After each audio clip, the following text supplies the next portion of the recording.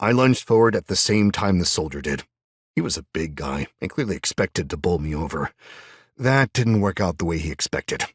For a start, my left arm was injured, not out of the fight, and I was holding a big damn bit of metal between us. I drove the shotgun into him, shoving with all my enhanced strength, and knocked him backward, tumbling to the ground. Then I flipped the shotgun, looking at the underside and seeing the clear blue glow, hearing the hissing, and feeling the heat that was growing from the damaged monocrystals it used for power.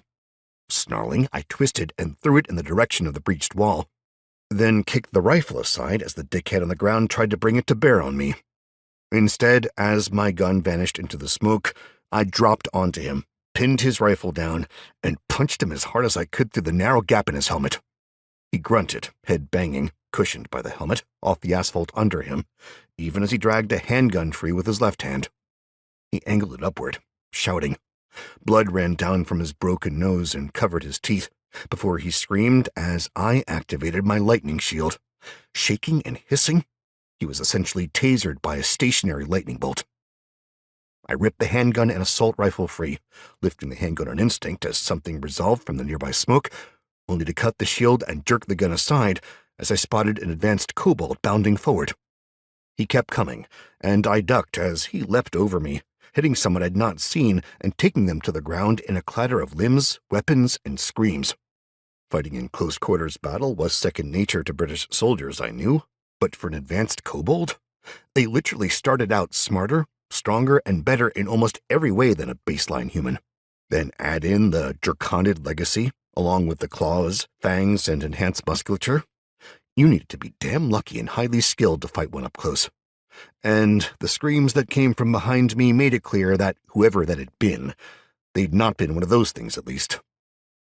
I quickly checked the unconscious figure below me, seeing I'd snapped a finger as I'd wrenched the handgun free. I shoved it, getting no response from him, before nodding as I clambered to my feet again. More kobolds were coming out of the gloom. They were armed, most with spears and shields, some with swords, but the way they stooped low, keeping close to the ground and moving, I could see the animal or reptilian side of them a lot more here.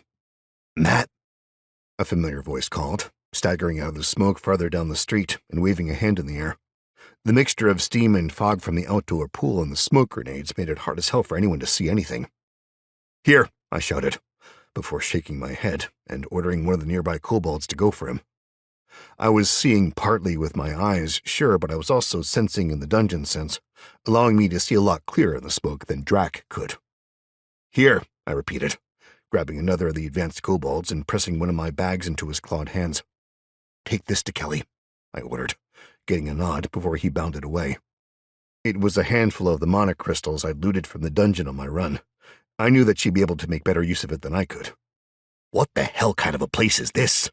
Drac cursed as the other kobold led him up. The pair of us took shelter behind an outbuilding used to hold robes and so on at the edge of the pool.